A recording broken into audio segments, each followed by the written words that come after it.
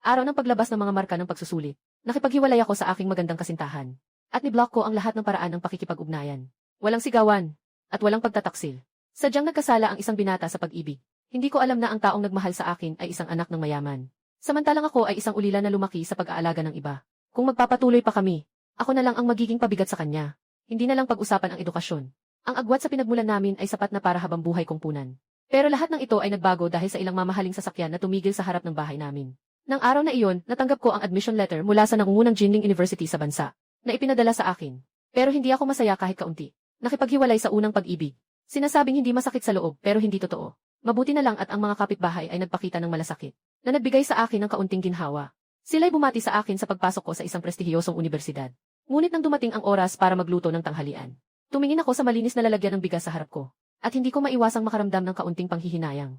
Sino nang mag-aakala na ako'y isang top student mula sa isang prestihiyosong universidad? Ngayon ay nakararanas na ng ganitong sitwasyon. Sa susunod na sandali, pinalayas ko ang pinto. Handa nang pumunta para mag-withdraw ng pera. Dahil 1:00 ng hapon, kailangan ko pang magtrabaho sa construction site. Hindi pwedeng mapag-aksayaan. Ang nag-iisang bank card ko. Nandito ang mga ipon ko sa mga nakaraang taon. At ang scholarship na ibinigay ng paaralan. At ilang donasyon mula sa mga taong may malasakit sa lipunan. Na umabot ng kabuang 1,000,000 yuan. Kumuha ako ng kaunting pera para bumili ng 50 centavos na noodles sa tanghali. Sa malaking paso sa balkonahe, nagkaroon ng bawang noong nakaraang taon. Kaya't ngayong tanghali, kakain ako ng noodles na may bawang, na nagkakahalaga ng 50 centavos at kaunting bayad para sa tubig. Sa sandaling ipinasok ang card, bigla akong nawalan ng ulirat at mabilis na humawak sa hawakan. Akala ko ay mababa lang ang asukal sa dugo, maghihintay lang ako ng kaunti. Ngunit sa isip ko ay may narinig akong boses. Gumastos ng 200,000 para activate ang Diyos ng yaman na sistema. Nilingon ko ito. Ang mga manloloko ay talagang naglakas loob na kumilos sa ikit. Pagkatapos ay kumuha ako ng 200 pesos at agad na umalis. Pero hawak ko pa ang harina nung ako'y pauwi na. Nang makasalubong ko ang mga kapitbahay, lahat nagsasabi sa akin, Xiao Zhao. May malaking grupo ng tao sa baba ng building nyo. Dali-dali na kayong umuwi at tingnan. Ang dami nga nila. At maraming sasakyan. At ang iyong guro sa high school. Nang marinig ko iyon, nagmadali akong maglakad ng mas mabilis. Sa totoo lang, wala akong malapit na kamag-anak. Marami pang sasakyan. Baka mga tao na tumutulong sa mahihirap iyon. Dumaan sa kanto ng kalye. Nakatago ako sa likod ng puno at bahagyang nagmasid. Maraming tao, karamihan ay nakasuot ng suit at leather shoes. May 3 mahahabang sasakyang pangnegosyo pa. Nag-isip ako ng kaunti. Hawakan mong mabuti ang supot ng noodles. Dahan-dahang lumabas mula sa likod ng puno. Kalmado at walang takot na naglakad sa gitna ng tao patungo sa bahay. Ngunit nang makita ako ng guro, agad siyang lumapit at hinawakan ako. Zhao Fan, nahanap ka na ng tunay mong mga magulang. Mabilis, makilala mo sila. Oh, ito ang sertipiko ng pagkakapareho ng dugo, tingnan mo. Nakatulala akong tinanggap ito at tumingin ng matagal. Walang sinuman sa paligid ang nag-abala sa akin. Matagal na akong hindi tumingin pataas, kahit nahanda na ang puso ko. Nang sabihin ng guro ang mga salitang ito, ang puso ko ay biglang bumilis. 10 taon na. Alam ko kung gaano karaming paghihirap ang naranasan ko. Umaasa rin ako sa aking tunay na mga magulang. Ngunit madalas na nagdudulot ito ng pagkabigo at kalungkutan. Tumingin ako pabalik. Isang matanda, isang mag-asawang nasa gitnang edad. 3 tao ang umiiyak at nanginginig. Humigop ako ng malalim na hininga. Sinikap kong panatilihing kalmado ang aking loob. Hindi ito isang kasinungalingan. Alam ko kung ano ang hitsura ko. Kaya nang makita ko ang mag-asawang iyon, wala na akong anumang pag-asa sa aking puso. Dahil ang aking hitsura ay tila nakaukit sa kanilang anyo. Sa harap ng 3 taong may luha sa mata at puno ng pag-asa, humakbang ako pasulong at ngumiti. Ngunit hindi ko na mapigilan ang aking mga luha. Umiiyak na ako. Yung babae sa harap, hindi na niya matiis. Dumaan siya at niyayakap ako ng mahigpit. Bigla siyang umiyak ng malakas. Pasensya na, mommy, pasensya na. Pasensya na, anak. Matagal ka nang naghirap. Sa loob ng 18 taon, hindi ako tumigil sa paghahanap sa'yo. Nasaktan ang anak ko. Kasalanan ko to. Ako ang naglaho sa'yo. Ako ang hindi agad nakahanap sa'yo. Biglang tumigil ang isang babae sa edad na midlife. Biglang umatras ng isang hakbang. Tumatakbo ang luha, pinapalo ang sarili. Malakas ang tunog. Agad kong pinunasan ang luha sa sulok ng aking mata. Hinatak ang kanyang kamay. Hindi ako bulag. Ang babaeng ito ay 40 taong gulang pa lamang. Ngunit ang puti ay matagal nang umakyat sa kanyang mga templo. Makitang-makita ang labis na pananabik niya sa mga nakaraang taon. Maaaring araw-araw siyang nahuhulog sa lalim ng pagsisisi at panghihinayang. Ngunit hindi siya nagbigay pansin sa akin. Patuloy pa rin siyang umiiyak. Isang palo sa kanyang mukha. Kasalanan ko ito. Anak ko ang nagsasakripisyo. Kitang-kita na namamagana ang mukha niya. Huminga ako ng malalim. Matagal ko nang hindi nasabi ang salitang iyon. Ginamit ko ang lahat ng lakas ko. Ma'am, hindi ka nagkamali. Siguradong hindi mo sinasadyang gawin iyon. Huwag mo nang saktan pa siya. Mahigpit kong hinawakan ang kamay niya. Diyan lang tumigil si Zhao nanay. Hindi rin siya nagsusumamo sa sariling luha. Tanging marahang hinahaplos ang mukha ko. Sa isang iglap, lumaki na ang anak ko. Ang matangkad ay sobrang payat. Halika, tingnan mo ang iyong walang silbing tatay. At ang iyong lolo. Hinila ako papunta roon. Katatapos lang. Patuloy kong pinapanood ang aking ama at lolo. Ang matanda ay malakas at puno ng sigla. Talagang pinipigilan ang luha, walang patak na lumabas. Pulang-pula na ang paligid ng kanyang mga mata. At nang makita ng lalaking nasa gitnang edad na tumingin ako, agad siyang nagpunas ng luha. Nagpakita ng ngiti pero muling umagos ang luha. Kaya't hindi na siya nagpunas. Si Zhao na nakatayo sa isang tabi ay nagalit. Sinipa ang puwit ng kanyang asawa. Matapos ang mga taon, ngayon ka lang nakahanap ng walang silbi. Hindi na tumutol ang ama ni Zhao. Ngunit bumiti siya ng may kahirapan. Habang umunguya, tumutulo ang kanyang luha. May mga luha ang mga lalaki, ngunit hindi basta-basta lumalabas, maliban na lang kung talagang nasaktan. Sariling anak niya. Paano siya hindi mag-aalala bilang isang ama? Ngunit nang nais niyang magsalita sa akin, wala siyang masabi kundi tinakpan ang mukha at umiyak. Umiiyak na naman ako. Naghintay ako ng mahigit 2 minuto, bago ko tinawag ng walang damdamin. Ang estrangherong tawag na Itay. Anak ko. Hinahanap kita ng labis na hirap, at ang lalaking ito na nasa kanyang mga 40, ay isang taong nagtayo ng imperyong pangkalakalan. Sa sandaling ito, umiiyak na parang bata. Ngayon ay isang magandang bagay. Patuloy na umiiyak, anong klaseng hitsura? Huwag nang umiyak pa. Itinutok ang tungkod sa lupa. Naglalaro ng tunog. Kakatapos ko lang punasan ang luha. Nakangiti at tinawag na lolo. Kitang-kita na umiiyak ang matanda kanina. Basa pa ang kanyang pilikmata. Ngunit sa oras na ito, nang marinig ang tawag kong lolo, ay ngumiti siya. Kumuha siya mula sa bulsa ng isang gintong kandado na kasing laki ng kalahating palad. Itinaas ang paa at isinabit ito sa aking leg. Huwag mo na itong mawala muli. Ay, sa mga taong ito, nagdusa ka sa labas. Ikaw ay siding ng pamilya Lauzhao. Buti na lang at nahanap. Nahanap nga. Tumango ako. Naramdaman ko lang na ang bukol sa lieg ay nagpapahira. Noong panahong iyon, nag-isip ako. Wala kayong kinakain, di ba? Ako ang magluluto. Para matikman ng mama ang aking galing sa pagluluto. Hinawakan ko ang mga noodles sa aking kamay. Aabot na siguro ang 4 na yuan na noodles. Hindi ko na isasaalang-alang ang mga kasama sa labas. Marahil hindi sila pamilya. At totoo naman iyon. Nang binuksan ko ang pinto para pumasok ang pamilya, isinara na ni Inang Zhao ang pinto. Nang makauwi ako, saka ko lang naisip na iniwan kong kumakain ang mga kamag-anak. Pero hindi ko alam kung anong pagkain ang maaari nilang kainin. Paano kung noodles na may bawang? Hindi pa nagsasalita si Inang. Si Ginoong Zhao ay mabilis na nagsalita. Anong kinakain mo, yun din ang kinakain namin. Humagulgol ako at walang sinabi.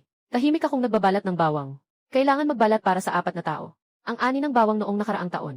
Sa pagkain na ito, kalahati na ang nakain. Habang nagluluto ako, 3 kamag-anak ang masusing tinitingnan ang aking tahanan. Hindi malaking bahay pero malinis. Isang matigas na kama. Sa dingding na may punit na pintura, puno na ng iba't ibang parangal. Lahat ng iyon ay aking mga karangalan. Nais ni Inay Zhao na tingnan ang mga nasa ref ko. Pero matagal siyang naghahanap at hindi makita kung nasaan ang ref. Fan, nasaan ang ref mo? Hindi pa namin nabibili ang ref. 1 buwan na lang at papasok na ako sa paaralan. Hindi na kailangan ng refrigerator. Hindi ko pa natatapos ang sinasabi ko. Si Wang Qian ay umiiyak na. Ang isang ina ay hindi kayang tiisin ang mga ganitong bagay. Ayaw na niyang makinig kahit ano pang sabihin ko. Nang lumingon siya, nakita niya akong abala sa kusina. Nakatayo siya roon, nakatitig habang ang noodles ay naluluto na. Nakahanda na rin ang kalahating mangkok ng bawang na sarsa. Nang pumunta ako para kumuha ng 2 mangkok ng noodles. Pagbuhos ko ng bawang na sarsa at dalhin sa mesa, bigla kong naisip, parang mayroon lang 2 mangkok sa bahay. Sa loob ng 1 minuto lang, pumunta ako sa bahay ng kapitbahay at nang hiram pa ng 2 mangkok. Nang nakalagay na ang 4 na mangkok ng bawang na sarsa sa mesa, hindi na nakayanan ng matanda, umiyak siya ng todo. Isang beses, kinuha niya ang mga chopstick at sinimulang kumain ng noodles. Dumadaloy ang luha sa kanyang mangkok. Kalahating mapait, kalahating maalat. Kumain na kayo. Ilagay lang ang mangkok sa mesa kapag tapos na. Magsisimula na ako sa site, malapit na akong mahuli. Medyo mainit ang ulo ng contractor. Sabi ko at tumayo na ako para umalis. Ngunit hinila ako ng aking ama na si Zhao Zichang. Huwag ka nang pumunta, sobrang init ng panahon. Hindi mo na kailangan kumita ng pera sa buong buhay mo. Ang pera ng pamilya natin ay hindi mo maubos sa 2 buhay. Hawakan mo muna ang card na ito. Ipinasa ni Zhao Zichang ang isang bank card. Bilang anak, ito ang unang pagkakataon na binigyan ako pagkatapos ng pagkilala. Kaya tinanggap ko pa rin ito. Habang hinahaplos ko ang card sa kamay ko, damang-dama ko ang dami kong nararamdaman. Maingay na tanong ni Wang Qian, gusto mo bang manatili sa Jinling? O bumalik sa Beijing? Sa palagay ni Lolo Zhao, hindi tama ang tanong niya.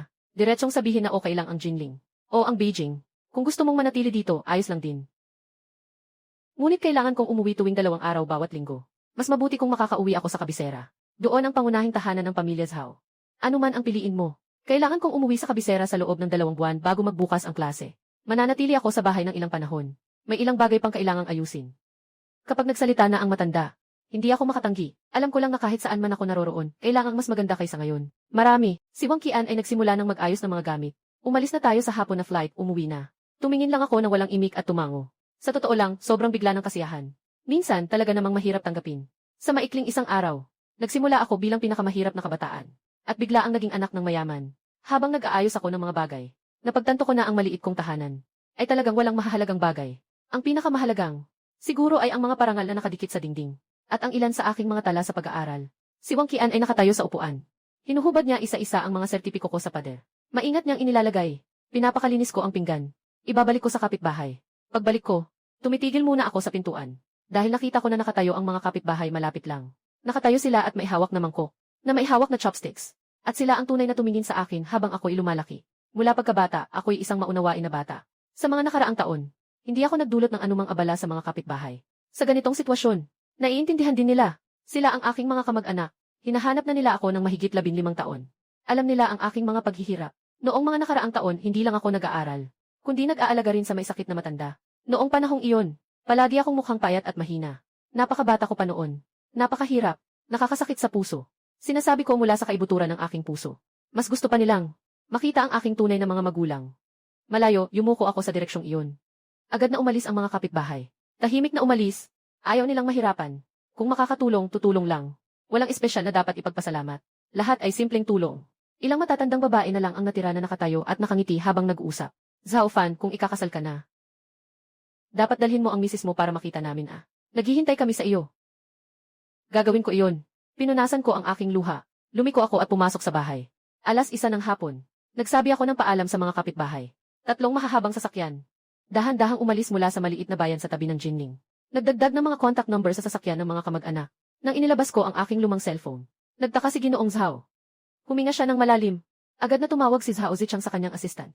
Pagkalipas ng 10 minuto, nagdala ng isang smartphone. Ang pinakamahal na cellphone sa merkado ngayon. Binuksan ko, naglagay ng SD card at nagdagdag ng mga contact. Mataas pa rin ang aking kakayahang tumanggap ng mga bagong bagay.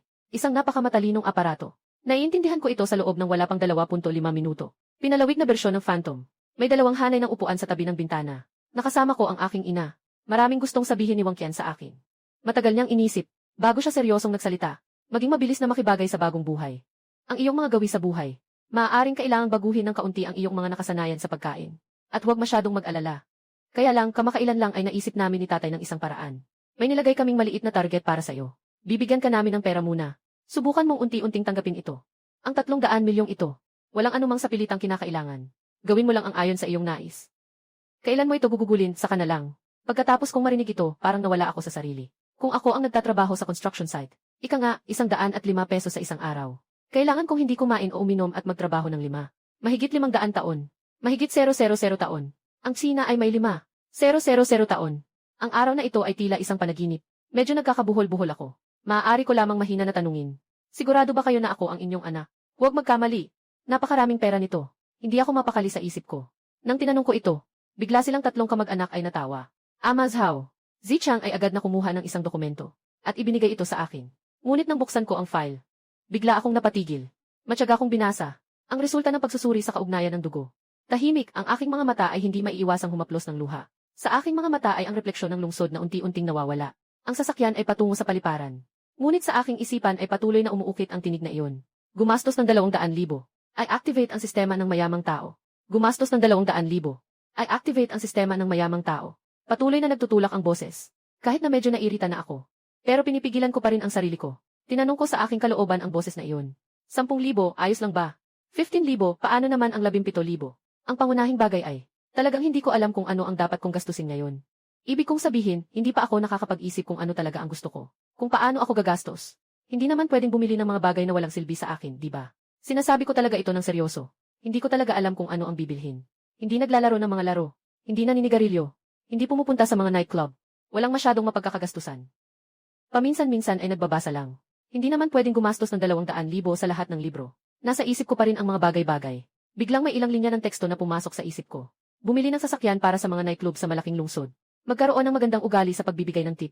Maglayag sa dagat at walang humpay na bumili ng malalaki at maliliit na kumpanya para sa pananaliksik. Pagkatapos kong basahin ito, hindi ko maiwasang pisilin ang aking noo. Narinig ko na ang tunog ng pagsunog ng pera. Ngunit, ito ay maaaring isang paraan upang simulan ang bagong buhay. Pagbabalik tanaw sa buhay. Sa mga susunod na oras, marahil dapat isipin kung paano ito masiyahan. Hindi na ako maghihirap sa buhay na ito. Nakabind ang cellphone sa black card na ibinigay ni Zhao Zichang. Tahimik kong binilang ang 0. Matapos ang masusing pag-verify, nakita kong nagulat ako na may 1 bilyon sa card. Hindi ko makakalimutan ang isang hindi sinasadyang sinabi ni Zhao Zichao. Ito ang iyong pambili ng merienda. Naiinis ako sa boses sa aking isipan. Sa galit ko, binuksan ko ang shopping app. Nang malaman ko ang lokasyon ng bahay sa Beijing. Nagsimula na akong magdagdag sa cart. Hindi ko kailanman naisip sa aking buhay na ang aking unang online shopping ay magsisimula sa ganitong eksena. Bumili ako ng mahigit 200 na libro na gusto kong basahin ng sabay-sabay. Mula sa Republika hanggang sa Shanghai Jing. Mula sa pagkakaroon at kawalang katiyakan hanggang sa papel na origami. Bumili ako hanggang sa hindi ko na maalala kung ano pang mga libro ang gusto kong basahin. Doon ko lang naisipang tumawa ng malakas. Palaging iginagalang ng sangkatauhan ang kaalaman at kaisipan. At ako rin ay masaya at masigla dahil sa mga ideyang malapit ng umusbong. Pero ang 200 libro ay hindi naman aabot ng 20,000 yuan. Napatitig ng malaki. Naghahanap sa shopping website. Sa wakas, napilitan akong tumikom ng ngipin. Binili ko ang Royal Oak na higit 150,000 para akong humihingal na. Noon, kahit ibenta ko ang sarili ko, hindi aabot ng 15,000. Sa tabi, ang mag-asawang Zhao Zichang. Palaging nandyan, na walang bakas na nakatingin sa screen ng aking telepono. Nang makita nila, na bumili ako ng relo na nagkakahalaga ng 150,000. Medyo nagkunot ng noo. Sinasabi ko, medyo hindi ito akma sa aking katayuan. Lalo na sa pananaw ni Wang Qian. Ang unang binata ng kabisera. Kahit man lang, dapat din na magsuot ng relo na may antas na mas mataas sa pang-4 na antas. Pero pareho silang hindi nagsasalita. Siyempre, kakasimula pa lang. Pagkatapos kong bumili ng relo, bumili rin ako ng ilang mga gamit. Mga ilang piraso, paulit-ulit. Sa wakas, naipon ko na ang 200,000. Sa oras na matapos ang bayad, sa wakas naalala ko ang matagal nang nawala na tunog. Kumita na ng 20,000. Binabati kita sa pagtanggap ng plano para sa isang milyonaryong mayaman na batang mayaman. Isang card na pwedeng gamitin para sa walang takot na doblehin ang gastos at makakuha ng cashback. Ang pang-araw-araw na gabay ng binatang mayaman, ang universal na trading system. Habang tinitingnan ang mga gantimpala na ibinigay ng sistema, agad kong itinokso ang aking tingin sa universal na sistema ng kalakalan. May bahagyang paggalaw sa puso. Tumaas ng 1 sentimetro. Agad na lumabas ang presyo ng 50,000 yuan. Ang galing naman nito. Halos mabigla ako sa sobrang saya. Habang ako'y masaya pa, narinig ko ang aking lolo. Biglang nagsalita si Lolo Zhao. Ngayon na nahanap na si Fan-er ang kasal noon. Kailangan pa rin itong tuparin. Araw-araw binabanggit ni Lolo Lee si Fan-er. Kilala ang pamilya Lee sa pagiging maayos at magalang. Si Fan-er ay 18 na taong gulang. Panahon na para magkita-kita na ang dalawang bata. Magkita ng maaga. Magpalalim ng kaunting relasyon. Kailan mo gustong magpakasal, ayos lang. Tumango rin sina Zhao Zichang at Wang Qian. Ngunit ako, naguguluhan sa tabi. Kaya't nagtanong ako ng may pag-aalinlangan, ano ang pinag-uusapan ninyo? Sabi ni Wang Qian, pinag-uusapan namin ang iyong anak. Mahal na kasintahan. Ipakikita ko sa iyo ang larawan. Sa sandaling iyon, biglang pakiramdam ko ang dami ng impormasyon. Pero nang ilabas ng nanay ko, ang mga larawan sa phone niya. Ako'y medyo napalingon. At biglang nanlumo ang puso ko. Tiyak na nanay ko nga, ang ganda ng batang babae na iyon. Tiyak na pagmamahal ng ina. At ang iniisip ni Zhao Zichang. Nananatili pa rin sa aking biniling. Isang mamahaling relo na nagkakahalaga ng 100,000. Medyo magulo pa rin ang kanyang isipan. Medyo malungkot. Marahil sobra na ang paghihirap na dinanas ng mga anak niya nitong mga nakaraang taon. Pagkatapos nilang magkapera, ayaw na nilang magwaldas. Matapos magpahinga ng malalim, inalis niya ang relo sa kanyang kamay. At personal na isinusuot ito sa aking kamay. Ang tono ay magiliw, si Yao Fan. Ipinanganak sa ganitong uri ng pamilya. Maaaring masyado kang walang kapangyarihan. Magbibigay ako ng halimbawa. Sa pagmamaneho, kailangan lang magmaneho ng supercar ng boss. Ang pagmamaneho ng mga pangkaraniwang sasakyan ay mapapansin at mapapansin ng iba. Dahil hindi ito akma sa aking estado. Tulad ng relo ko, na nagkakahalaga ng 000 milyon. Kailangan kong isuot ang relong ito, para hindi ako pagtawanan o siraan ng mga kapareho kong antas. Ang paghamak sa iyo ay ang tanging mana ng aking anak. Naiintindihan mo ba ang ibig kong sabihin? Tumango ako at sumunod sa aking pamilya pababa ng sasakyan. Tahimik na bumubulong. Akala ko ang mga mayayaman ay hindi rin ganito kahirap. Ngunit dahil bahagi ako ng pamilyang ito, mas mabuti pang huwag nang pahiyain ang pamilya. Isang relo na nagkakahalaga ng 150,000. Ipadala na lang ito sa guro. Mabuti rin siya sa sarili niya. At iyon ay noong siya ay ulila pa. Walang sinabing presyo. Sadyang isang regalo lang ito. Yung guro na iyon ay isang mabuting tao.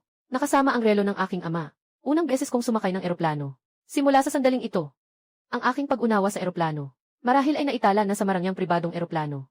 Lahat ng tao ay madalas na ginagamit ang kanilang sariling karanasan upang sukatin ang iba. Ganito ang eroplano na nasakyan ko. Kaya marahil ganito rin ang eroplano na sinasakyan ng lahat. Ipinanganak sa mayaman, ay mali rin na hindi nakikita ang katotohanan at ang tunay na estado. Maganda ang ate sa eroplano. O baka naman ito ay inayos ng pamilya niya. Bagong damit na gawa sa magandang tela. Ipinadala ang ilang set sa aking silid pahinga. Nakaembalmo sa mamahaling kahon ng regalo. Ito ang kauna-unahang suot ko. Napakaganda ng disenyo. Mataas ang kalidad ng tela. At pati na rin ang sapatos. Medyo alam ko na kung ano ang gagawin pag nakabalik na ako sa kabisera. Kailangan harapin kung ano. Sa wakas, ang mga tanyag na tao at mayayaman sa kabisera ay nagbabalik ng kanilang mga anak. Ang mga kilalang tao ay tiyak na pupunta upang makita ito. Ako ang magdadala ng susunod na panahon ng pamilya Zhao. Magkakaroon ako ng malaking pagtanggap, pagkatapos maghugas at mag-ayos.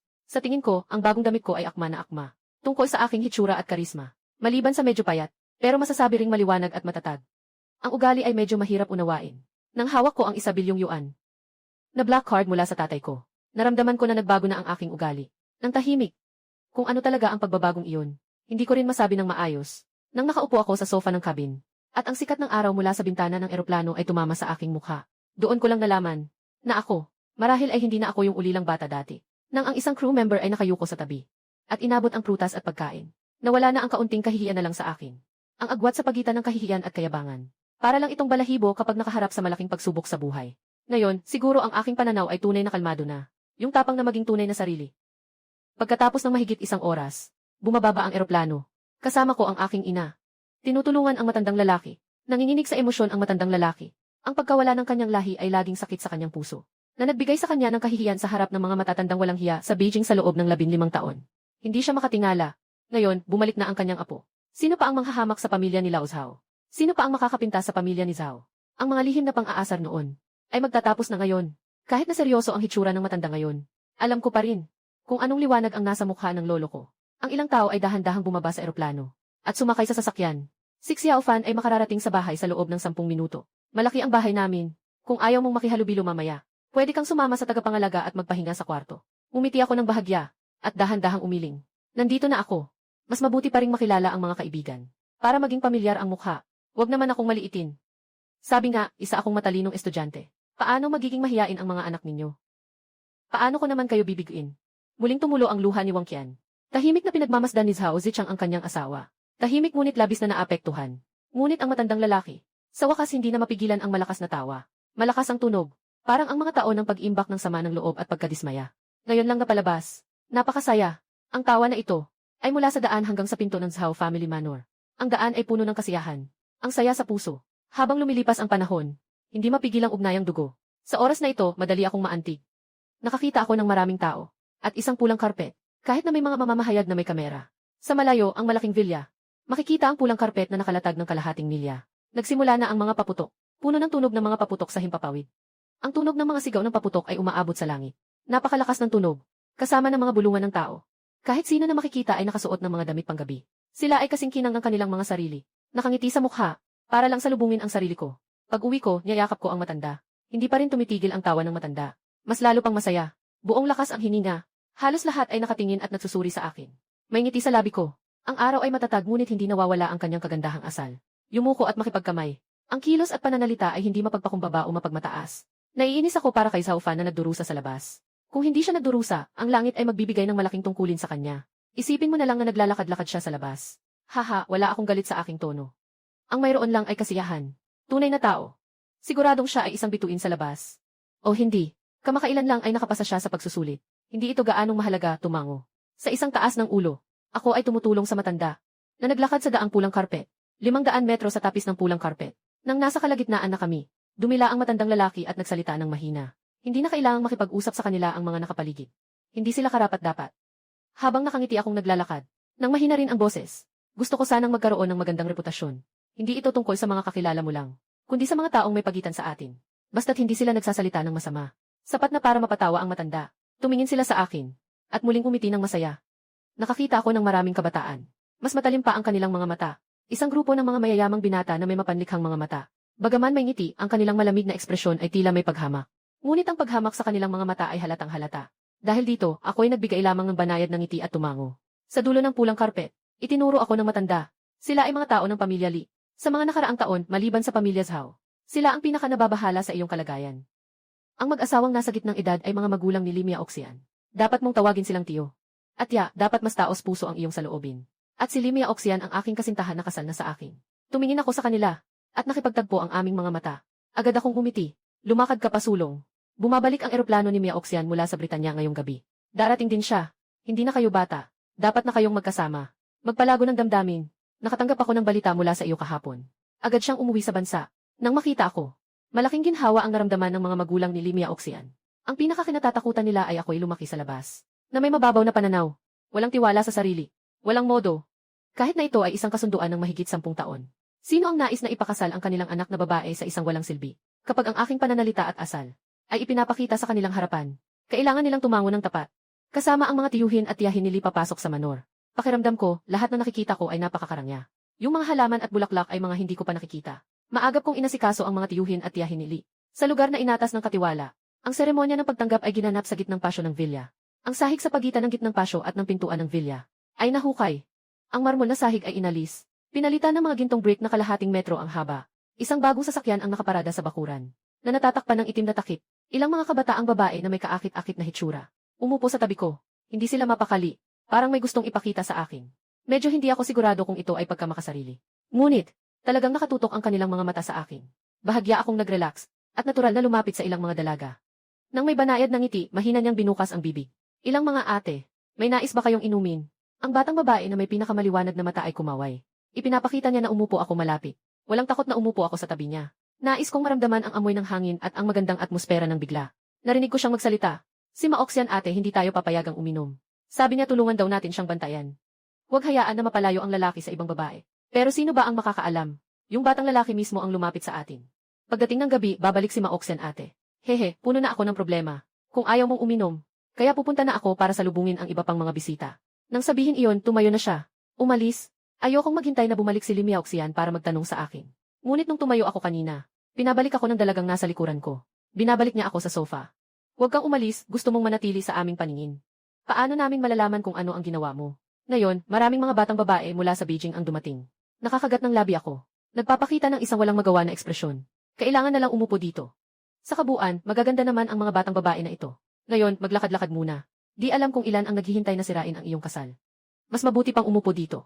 Walang darating para guluhin ka. At saka, hindi ba magaganda ang mga ate natin? Talagang maliwanag ang kanyang mga mata. Tumingin ako sa kanya, at seryosong sinuri siya. Nakangiti akong tumango. Kapag matagal nang nag-aalala, mapapagod ka rin. Tulad ng sinabi ng lolo, sa iyong sariling pagkatao, may mga tao talagang walang karapatang makialam. Hindi ito pangmamaliit sa sinuman. Sino ba naman ang hindi mayaman? Ngunit ito ay tungkol sa pag-uusap natin. Gusto mong makipaglaro sa akin. Talagang magpapahirap ito sa'yo. May nag-host ng party. Parang isang kasiyahan. Mas parang isang meet and greet ko. Nalaman ko na. Yung ate na kumikislap ang mata sa tabi ay talagang maraming kakilala. Halos lahat na nakikita ko ay kakilala niya. Sinasabi niya sa sarili kung sino siya at ano ang pangalan niya. Anong industriya ang kanyang kinabibilangan. At ang ugnayan nito. May ilang tao na labis akong nagulat ng marinig. Akala ko nga ay nagkamali ako sa narinig. Ngunit ngayon, nalaman kong hindi ako nagkamali. Talagang sila ang mga kilalang tao sa telebisyon at internet. Kakatapos ko lang kumain ng kaunting prutas. Napaka-formal. Yung mga taong nakasuot ng sweet at formal ay lumapit sa akin. Ginoo Zhao, narito ako upang kumpirmahin ang iyong personal na impormasyon. Sa hinaharap, magiging iyong personal na abogado ako. Susunod, magtatanong ako ng ilang mga tanong. Medyo mahalaga. Siyempre, maaari mo ring piliing ipagpaliban ang oras. Tungkol sa yaman, grupo, shares, ari-arian at sasakyan ng Zhao family. Ang mga kaso tungkol sa iyong mga girlfriend at mga usaping ari-arian ay ako ang humawak. Hinimas ko ang aking ulo at agad na sumandal sa sofa ng tahimik. Pagkatapos lamang ibigay ang impormasyon ng gihi. Pinayagan ko munang umalis ang abogado. Bagaman nagbago na ang aking pagkakakilanlan. Hindi ko kailangang magbago ng labis. Mga bagay na sa aking sariling pag-unawa ay tama. Hindi ko rin ito babaguhin. Siyempre, bago ko maunawaan ang mga bagay na ito. Dahil alam ko, huwag kailanman maging mayabang at isipin na lahat ng bagay na ginagawa mo ay tama. Ang magandang kapatid na babae ay si Lishan. Mukhang pinsan siya ni Maoxian. Napakabait ng kanyang personalidad. Mabilis din ang kanyang isip. Minsan ay napapatawa niya ako hanggang sa mamula ang aking mukha. Nang 4:30 ng hapon, dumating si Wang Qian at tinawag ako. At ibinigay sa akin ang isang baukwet ng rosas. Bumalik na siya. Hawak-hawak ko ang bulaklak habang naglalakad ako sa dulo ng pulang karpet. Sa karaniwan, ang mga tao ngayon ay naghahanap ng kalayaan at kasiyahan. Pero hindi ko alam kung bakit. Hindi ko naman talaga kinamumuhian ang pakiramdam ng arranged marriage. Marahil noong mahirap pa kami, naging may pag-asa at paghanga ako sa kasal. Dumating ang sasakyan, isang karaniwang Rolls Royce. Binuksan ng driver ang pinto. Ang puting sapatos ay nahulog mula sa sasakyan sa pulang tapis na sahig. Ang batang babae ay tumingin sa akin nang may mapanlikhang mga mata. Nakita niya akong may hawak na bulaklak. Tahimik na maingat na tiningnan. Nang kaunting sandali. Pagkatapos ay naglakad siya ng ilang hakbang at iniunat ang kamay. Ibinigay ko ang bulaklak. Si Maoxian ay hindi umabot upang kunin ito. Kundi tumitig siya sa aking mga mata at napatigil sandali. Inilabas ko ang kamay ko at dahan-dahang hinawakan. Tumingin sa mukha. Sa totoo lang, sa tingin ko ang aura ni Maoxian ay medyo malamig. Ngunit ang init ng kanyang palad ay nakakaaliw. Hindi kami naglakad ng malayo.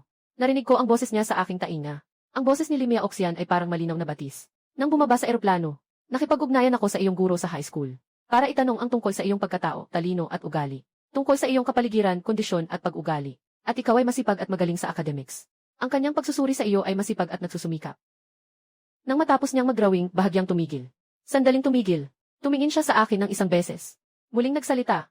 Sana makasama ka. Para makita ko ang mas magandang ikaw. Kasabay ng pagiging kasama mo. Mas magiging maganda rin ako. Mas maingat at simple ang paraan ng pagsasalita ko. Mas tinatanggap ko ang ganitong uri ng pag-aasawa na nakabase sa pagkakapantay-pantay. Na naglalayong maging mabuti at maganda ang relasyon. Tungkol sa kung sino ang mas mahusay. Hindi ko kayang magsalita ng basta-basta sa harap ng isang nakatatandang estudyante mula sa Cambridge. Malakas din siya. Nang pumasok sa pintuan ng villa, bagamat naghiwalay ang kanilang mga kamay, si Limia Oxian ay nanatiling nasa aking tabi. Maganda ang kanyang lakad, mas lalo pang nagpakita ng pagiging malapit. Kapag umusbong ang musika ng banda, parang may isang di nakikitang boses na nag-aanunsyo ng aking pagbabalik. Nagsimula na ang seremonya ng pagtanggap, buti na lang at nalaman ko mula kay Lishan ang karamihan sa mga bisita. Kaya hindi ako mahihiya kapag nakikipag-usap sa mga tao.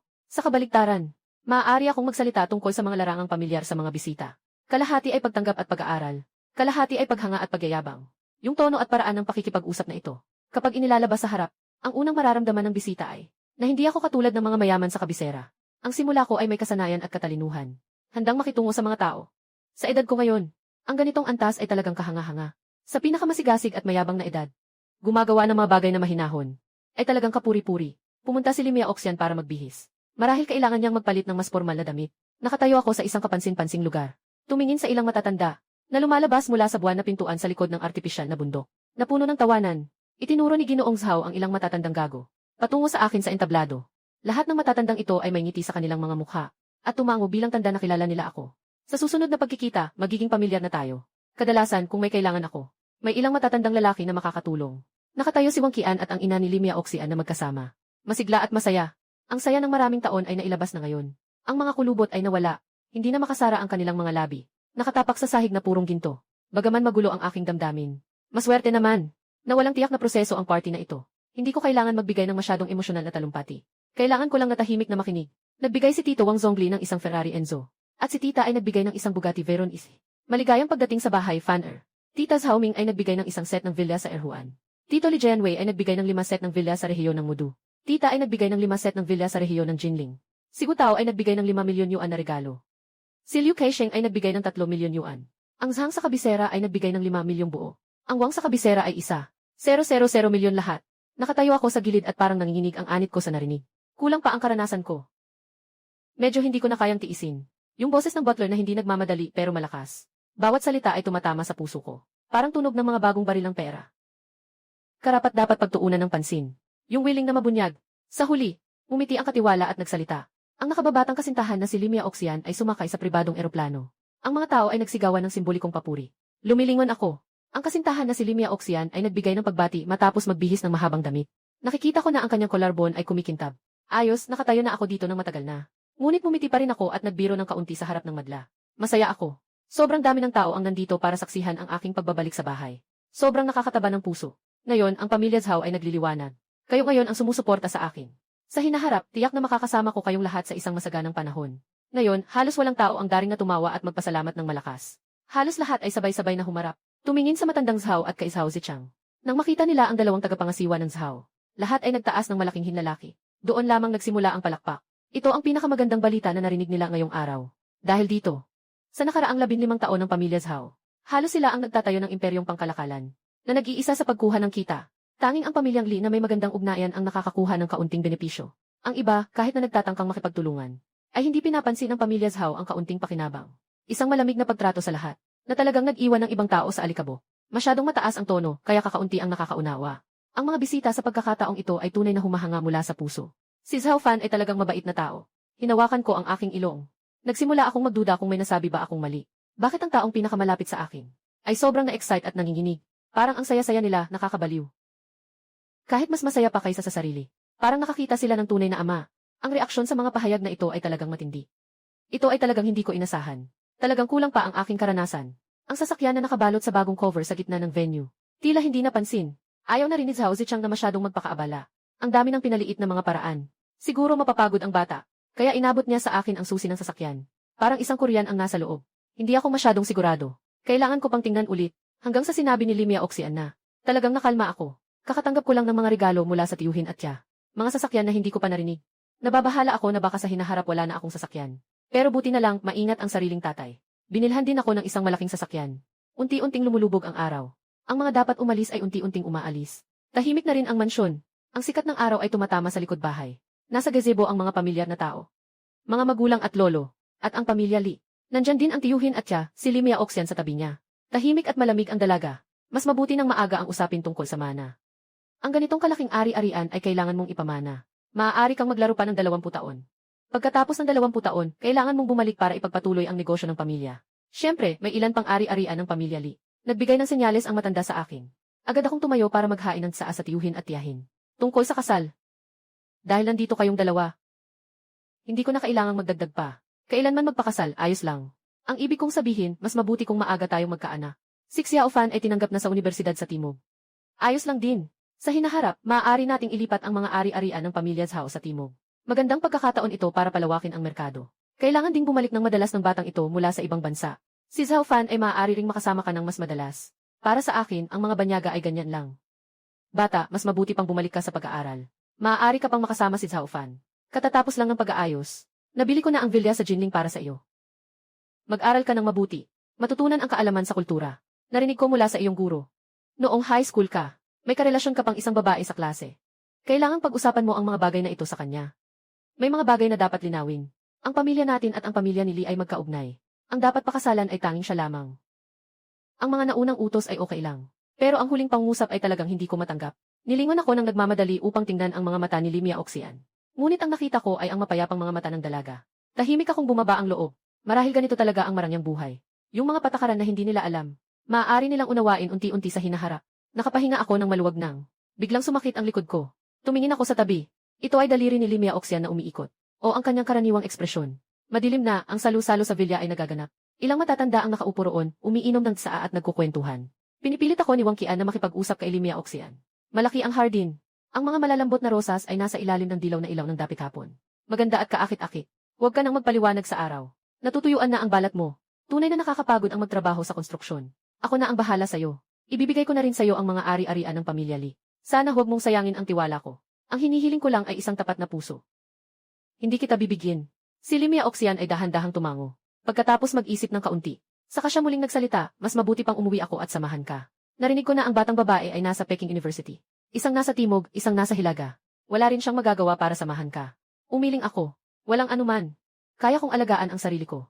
Si Lee Miaoxian ay may magandang katawan. Hindi mo naiintindihan. Mga katulad mo na may ganitong estado at yaman. May mga bagay na hindi mo kayang kontrolin. Sobrang laki ng mga tukso sa labas. Bumalik na lang ako. Habang nagsasalita, mapayapa ang tingin ni Lee Miaoxian. Dahan-dahang nakasandal ang ulo niya sa balikat ko. Nakatigas ang isip ko. Ngunit inabot ko pa rin ang aking kamay upang yakapin ang kanyang payat na baywang. Tila siya ay medyo pumayat. Mas naging malapit ang dalawa. Ang mga ilaw sa iba't ibang bahagi ng malaking mansyon. Pagkatapos buksan, nararamdaman ko na para akong nasa isang natatanging, marangal na lungsod. Kislap at makulay. Nagniningning at kaakit-akit. Hindi ko maiwasang isipin ang aking maliit na kwarto. Na hindi ko kailanman gustong gamitin ang kuryente. Walang bentilador sa buong tag-init. Walang aircon. May ilang mga palanggana na puno ng tubig na nakalagay doon. Para palamigin ang hangin. Minsan, pawis na parang ulan. Nagtatagal sa kama. Hindi makatulog buong gabi. Ngayon ay nakaupo na lang sa gazebo sa labas. May mga malamig na bentilador doon. Hindi masasabi na hindi ganun kabigat ang kalagayan natin. Matagal nang nakaupo dito ang dalawa. Nang makita ang makukulay na ilaw sa malayo sa lungsod. Si Lee Miaoxian ay bahagyang nagsalita. Kain na ba, oras na ng hapunan? Mukhang hindi na ako magpapalipas ng gabi dito. Kakabalik mo lang. Mas mainam na mag-isa ka munang magpakilala sa paligid. Bukas, babalik ako para samahan ka. Pinapagawa ko na ang ilang listahan ng mga luxury car. Mga mamahaling relo. Impormasyon tungkol sa mga kilalang brand sa buong mundo. Siguro mamaya sa gabi, ipapadala ng butler sa kwarto mo. Isdelay muna natin ang bagay na iyon. Bata pa tayo. Medyo pumayat ka rin. Yung mga dulo ng buhok mo ay natural ang kulay. Kakulangan sa nutrisyon. Sabi nga nila, noon pa man, ang dugo at enerhiya ay hindi pa stable. Iwasan ang pagtingin sa kagandahan. Sa huli, ikaw ang magpapasya. Yung sinabi ng lolo mo, ayokong magkaanak ng masyado pang maaga. Pero kung gusto mo, wala naman akong tututol. Lumingon si Lee Miaoxian. At malamig ang tingin niyang nakatingin sa akin. May bahagyang pag-asa sa kanyang mga mata. Tumango ako, kalmado ang tono. Hindi rin maganda sa katawan mo kung magkaanak ka ng masyadong maaga. Maaari tayong magtagal. Marami pang araw na darating. Wala tayong pagmamadali. Masyado pang maaga para pag-usapan ito. Kahit na baka hindi ito mahalaga kay Lee Miaoxian. Pero igagalang ko siya. Tara na, kumain na tayo. Hinahatak ako ng kamay papunta sa maliwanag na lugar. Nang kalahating oras na akong gutom. Hindi ako nabigo sa handaan sa bahay. Sa buong buhay ko, kakaunti lang ang nakain kong buong ulam. Unang beses kong nakakita ng isang marangyang handaan na parang buong hapagkainan ng mansyuhan. Bago ko makita ang mga pagkain sa mesa na ito. Halos nanatili pa rin ang aking isipan sa garlic noodles. Sa pinakamaraming, dagdag lang ang ilang uri ng karne sa garlic noodles. Siguro iyon na ang pinakamainit na kanin sa buong mundo. Yung mga adobo at steamed na alam ko na. Nakatingin sa isang mesa na puno ng iba't ibang putahe. Di ko alam bakit parang namamaga ang ilong ko. Ang bango talaga. Hinila ni Lee Miaoxian ako upang umupo. Maingat na nagsalita. Kung gutom ka, kumain ka na. Huwag nang maghintay pa sa kanila. Kailangan mong maging mas malakas, para mas magkaroon ng pagkatao ng isang lalaki. Ang ugali ni Limia Oxian ay talagang malamig. Maging ang kanyang mga mata ay tila malamig sa sinuman. Ngunit, hindi ko kailanman narinig ang mas mainit na salita kaysa sa kanyang sinabi. Nagalit si Wang Qian, dahil kay Zhao Zichang at sa matandang Zhao na nag-aantay. Hindi siya dumating para kumain. Naghihintay pa rin ako sa kanya ng maayos hanggang ngayon. Hindi maganda ang pakiramdam ko. Hindi puno ang malaking bilog na mesa. Nandito na ang mga tao. Hindi pa kumpleto ang mga pagkain. Mukhang malayo pa. Sia Ofan, tikman mo kung may mga pagkain gusto ka. Si Wang Qian ay laging may pulang mga mata ngayon. Nagsalita ako ng habang dahan-dahan kong kinuha ang mga chopstick at naghanda na gamitin ito. Doon ko lang naramdaman ang isang pakiramdam ng hindi pamilyar. Nang ako'y na-excite, parang nakalimutan ko kung paano gamitin ang chopstick. Nais ko sanang unang subukan ang mga sangkap na hindi ko pa nakita. Wala akong nakita sa mga bagay na nakalatag sa mesa. Kahit na nakita na natin. Ngayon ang mga sangkap ay nabago na ang anyo. Bigla kong ibinaba ang chopsticks. Nananatili akong nakatitig. Nakaramdam ng takot. Takot sa hindi alam na marangyang buhay. Takot na kulang ako sa maraming kaalaman. Paano ka unti-unting nakikisama sa kayamanan at karangalan? Maraming mga detalye. Maraming mga patakaran at limitasyon. Biglang napainit ang labi ko. Nabaling ang aking isipan. Nilingon ko ang isang piraso ng karne na nakakaakit ang kulay. Pagkatapos ay tumingin si Limia Oxian sa akin. Tikman mo, ito ay niluto ni tita na may pagmamahal ang braised pork na ito. Narinig ko na sa mga taon na hinahanap ka. Palaging nag-aaral ang tiyahin sa ulam na ito. Upang sa araw na ito ay matikman mo ang lasa. Kahit na hindi mo mahanap ang iyong sarili. Ang ulam na ito ay patuloy na pinag-aaralan. Ano man ang iyong kalagayan. Ano man ang pipiliin mong paraan ng pamumuhay. Ang iyong pamilya ay laging nasa iyong tabi. Maging ikaw lang. Tumingin sa kanyang mga mata. At tumingin muli sa kanyang ina. Sa pagkalito, agad siyang yumuko at bumuka ang bibig. At nilunok ang adobong karne mula sa tahanan ni Limia Oxian. Sa isang iglap, ang pang-asim sa dulo ng ilong ay kumalat sa kailaliman ng lalamunan. Nakayang pigilin ang hikbi. Pumikit ako. Nanginginig na pilikmata. Tahimik na tinatangkilik. Mahigit 11 taon. Bilang isang tao, hindi ako madalas kumain ng braised pork. Ngunit kaya ko pa ring matikman na ang ulam na ito ay mas matamis kaysa sa mga natikman ko.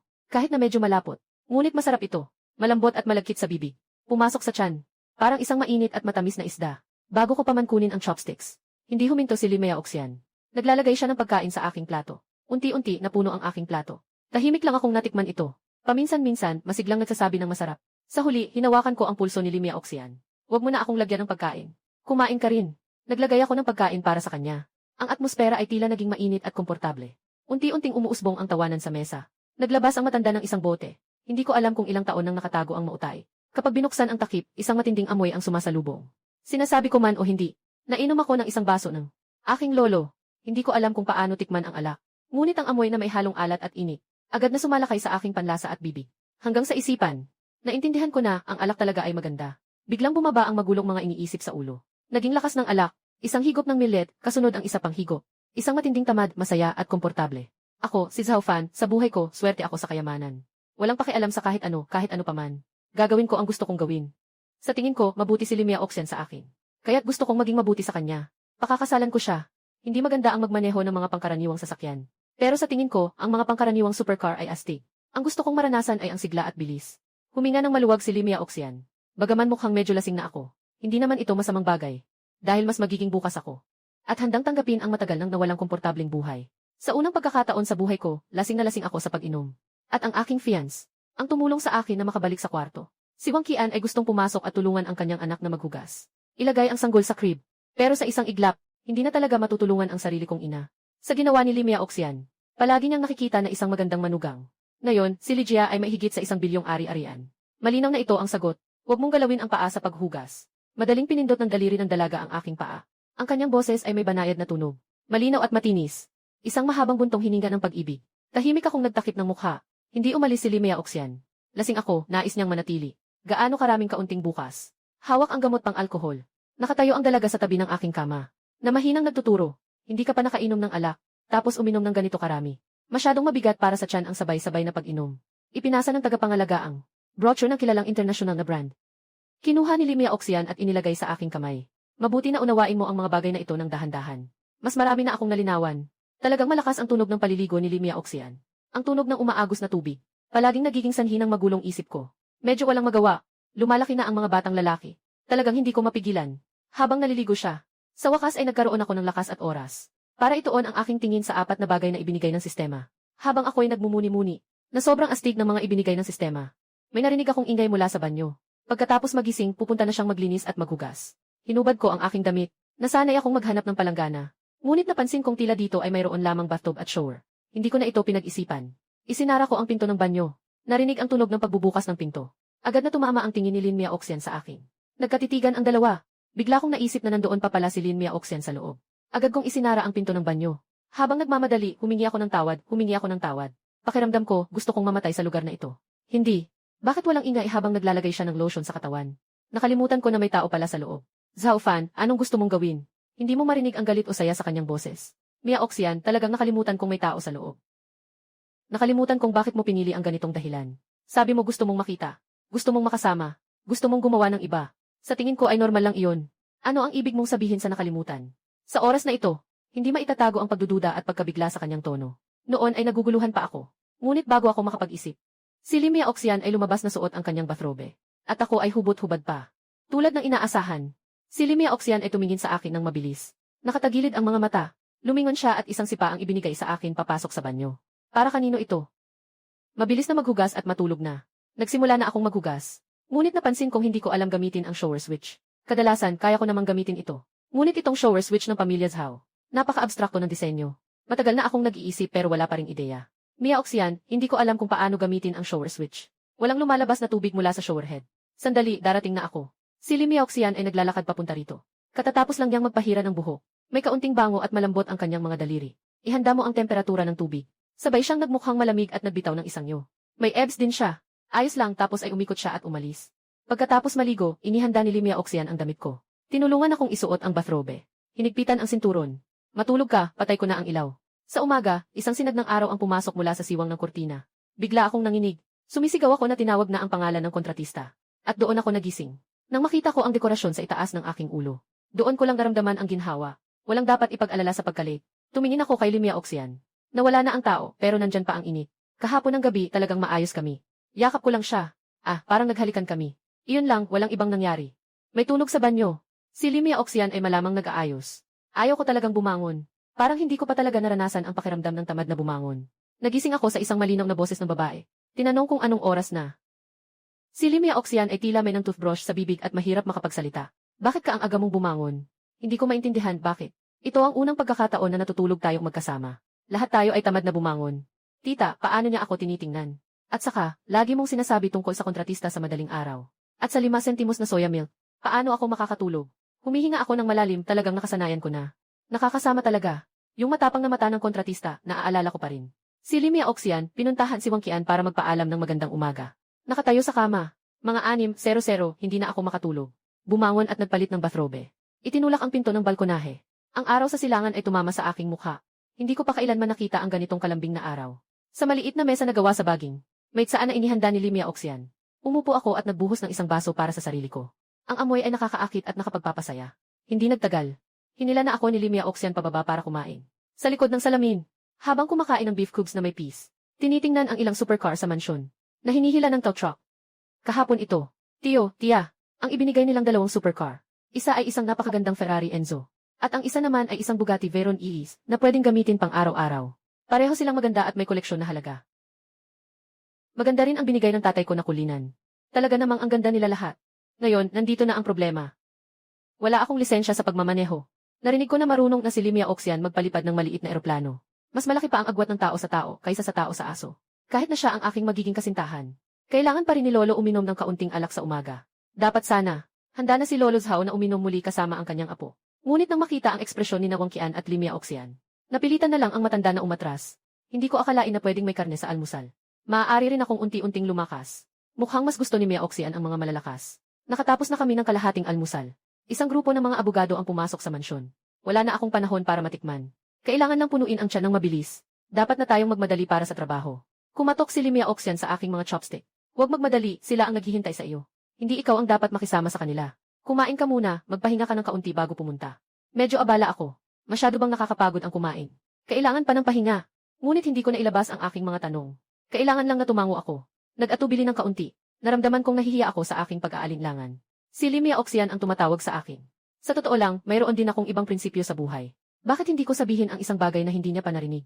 Miaoxian. Sa tingin ko, kahit na tayo ay nasa posisyon ng mga employer. Pero naniniwala pa rin ako. Ang paggalang sa tao ay isang kabutihan sa anumang oras. Itong kabutihang ito, marahil ay hindi magdadala sa atin ng anumang konkretong benepisyo. Pero sa tingin ko, kapag tinitingnan natin ang ating sarili, ang ating espiritu at pagkatao ay mas magiging masagana. Magkakaroon tayo ng kaunting kaaliwan. Halos hindi ko na ipahayag ang aking mga paninindigan, na may kinalaman sa personalidad at prinsipyo. Kaya't ang aking boses ay medyo seryoso at kinakabahan. Si Limia Oxian ay dahan-dahang naglagay ng mga chopstick, at tahimik na naghintay ng sandali, na mahinang nagsorry. Alam ko na. Magpapabago na ako sa susunod. Napaka-humble at magalang ang tono niya. Kahit na baka may hindi siya maintindihan o hindi matanggap sa loob niya. Nabigla ako sa loob ko. Hindi ko inakalang ganito kalambing si Limia Oxian. Hindi lang si Limia Oxian. Kasama sa mesa at kumakain ang mga kamag-anak ko. Pakiramdam ko rin ay medyo nakakaantig. Nag-isip sandali si Zhao Zichang. Tinanong niya kung ang respeto mo ay magdudulot ng maling akala sa iba. Ano ang gagawin mo? Magbibigay ako ng isang halimbawa. Kung ikaw ay may halagang 1 bilyong yuan, at nirerespeto mo ang mga taong may karaniwang kalagayan sa ekonomiya, kahit na mas mababa ang katayuan nila kaysa sa iyo. Yung mga taong nagsusumikap at handang isakripisyo ang lahat para lang kumita. Sabi mo nga, ano ang maidudulot ng respeto at kabaitan mo sa sarili mo? Talagang naitanong ako nito. Matagal na akong nagtatanong. Kaya naisip ko ang isang kasabihan, ang hangad ko lang ay walang pagsisisi sa puso. Pakiramdam ko medyo mabigat ang nasa dibdib ko. Ipapasok ang kamay sa loob ng kanyang damit. Kumuha ako ng isang magandang aklat. Bumukas ako sa isang pahina. Nakasulat sa pahinang iyon ang magandang dalaga. Ang Ginoo ay mahilig sa pagsasalaysay. Nakasulat sa isa pang pahina, sa Pengshan, kaunti na lang ang daan. Ang asul na ibon ay masigasig na nag-imbestiga. Ang koleksyon ng mga tula ng pag-ibig ay maayos ang pagkakabayn. Nakakita ang mga tao sa mesa na kumuha ako ng aklat. Habang nagdududa ka pa rin, nakita kong inabot ko ang libro sa kamay ni Limia Oxian. Para sa iyo ang koleksyon ng tula na ito, Mia Oxian. Tiningnan niya ako ng may kalmado, walang emosyon. Kinuha niya ito at marahang binuklat ang isang pahina. At saka isang pahina pa. Matagal bago siya bahagyang umiti. Salamat, Zhao Fan. Gusto ko ito. Tumango ako ng walang malay. Ngumiti siya, ito ang unang pagkakataon na ngumiti siya. Ngunit hindi nagtagal. Muling itinago ni Limia Oxian ang kanyang ngiti at nagbago ang kanyang mukha. Seryosong inilagay ang libro sa tabi. Para bang ang ngiting iyon ay para lang ipakita sa akin. Bakit ka nakatulala? Maliit ang boses ng dalaga. Dahan-dahan niyang tinapik ang aking binti gamit ang dulo ng kanyang daliri. Oh, ayos lang. Matapos ang almusal, pumunta na ako sa mga abogado. Seryoso ang usapin tungkol sa mana. Alam ko rin iyon. Ngunit nang makita ko, nakasulat sa dokumento na dapat akong magmana ng 6,000 na yaman. Nasa estado ako ng pagkabigla. 000 bilyon, medyo sobra ba iyon? Pakiramdam ko, nang ibalik ako, ganito kalaking sorpresa ang ibinigay. Baka malapit na akong magka-mental breakdown. Pinipigilan ang sarili. Hawak ko ang panulat para sa lagda.